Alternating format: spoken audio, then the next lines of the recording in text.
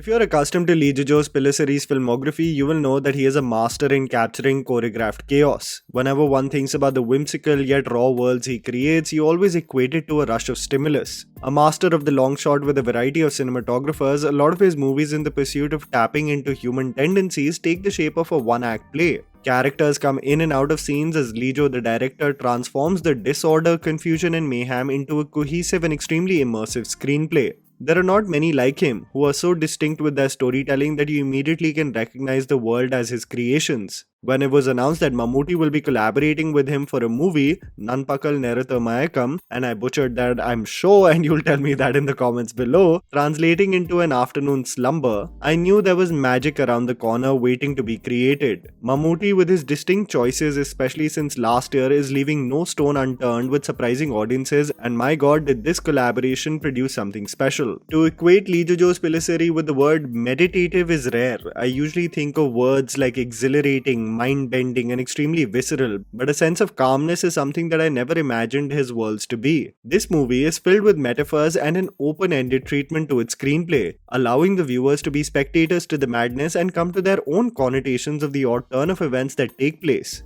James, played by Mammootty, is with a group of Malayali tourists returning back home from their visit to Velankani church. Abruptly stopping the bus near a village, Mammootty barges into a Tamil Hindu household, claiming to be the son of the elderly couple, Sundaram, a son who went missing a few years ago. Just like Pellicer's work Churuli, where the transformation of humans was represented through a bridge as men became savages, through this film the metamorphosis takes place through an afternoon slumber. Bewildered at the turn of events and how James has transformed into Sundaram, the chaos that ensues as the Malayali tourists want to get back home, the Tamil Hindu family dealing with the surprise visit, and James mimicking the personality traits, daily schedule and body language of their lost son, husband and father, forms the turn of events that follow in this unique film that I had to talk about with all of you. Off the bat, like most Lee Jojo's Pellicer films, the narrative style is not meant for everyone.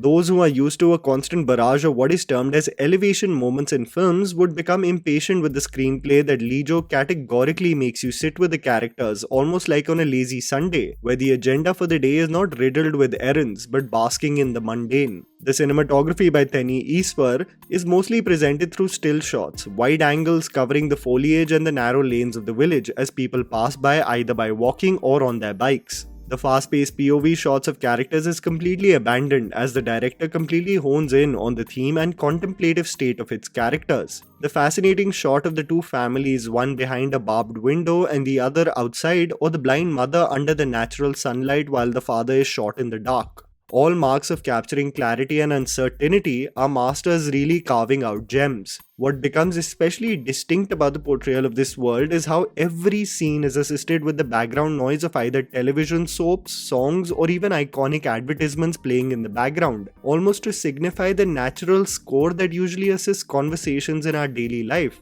rather than a rousing background score perfectly placed to manipulate and elevate emotions that otherwise couldn't be done by actors themselves. From the POV of simply executing this movie, you have to understand what a daunting task it truly is. You're playing with a scenario where an actor has to play characters with distinct personalities who not only differ on their outlook in life and temperament, but also religious background and more importantly, a different language altogether. You've got James, who is mostly unassuming and presumably moody. Sundaram, on the other hand, is a motor-mouth, animated and an extreme extrovert. While one would only want to mind his business, the other couldn't wait to be the center of attention. From the onset of their journey, only you realize the themes that Lee Jo wants to focus on. The detailing that comes with the Christian pilgrimage and their experience with the Tamil Hindu family is foreshadowed from the lodge that they exit in the very first scene. The movie especially hits home for those who identify the cultural similarities and differences that exist between Tamil Nadu and Kerala, almost through the experiences of James and Sundaram being the gateway for human kindness, empathy and acceptance at a time where the world is inundated with nothing but differences and uncertainty. For a film so eccentric, so filled with metaphors, you need an anchor to communicate that with ease and conviction. And the legend Mammootty is exceptional in this tale.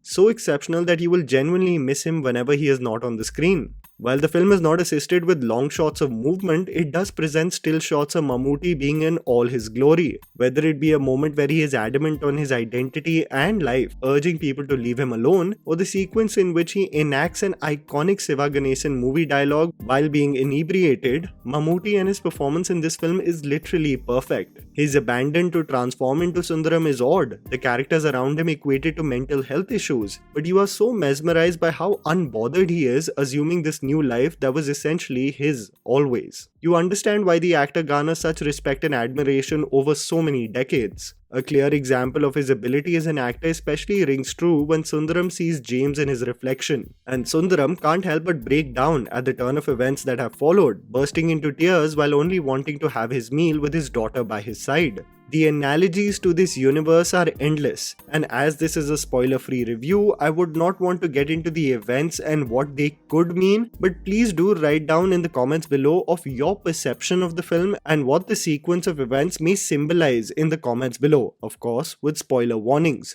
These unique worlds that Malayalam cinema introduces me to always makes me fall in love with the variety of immersive stories that they have to offer. I can't wait to get discussing with you in the comments below. Please don't forget to follow me on Instagram also. The handle's right in front of you. Follow me at JammyPants4. Also, please support us by smashing the like button and subscribing to our channel for weekly content ahead. Thank you for watching.